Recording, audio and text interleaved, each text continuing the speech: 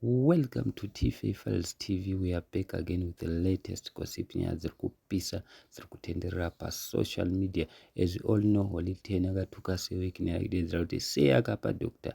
Ian Ndlovu mota nemari achituka president atishorobodza hurumende. Saka sewiki nelazopindura neimwe reply isina kumira zvakanaka achidedzera kuti iye ndafara nhasi magona dai makakatema kumeso kachambamuka.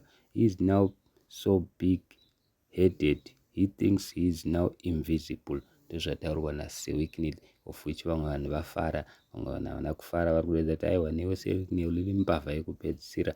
Vamwe vari kuti aiwa for the first time ever wataura zvine musoro. So guys, handizivi kunotodii nazvo, asi inzwai zvachitaurwa nevazukuru vambuya nai. Ndaripo mumwe munhu auya akati at least he didn't steal Zesa tender money. Mumwe munhu akati iye kusekana kwana Kamba. Mumwe munhu akati chitungudza go and see Victor. Mumwe munhu akati ngaauye holiday kuCape Town, ndakamumirira toda kumutema futi zvisingaite.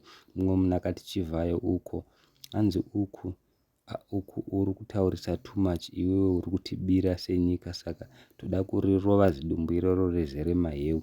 Mumwe munhu akati as long takuita kunge takuitiswa takudzirwa newe hatichatomutemi. So guys, handizivi tinotodii nazvo, asi holiday akanyora paFacebook pake akatsamwa zvisingaita achidedzera kuti iwe Sewikney wezidumbu iwe, sei watengera mota wapa Pastor Dr. Ian Ndlovu mota nemari iwo uchiziva kuti anoshoropodza hurumende achituka president.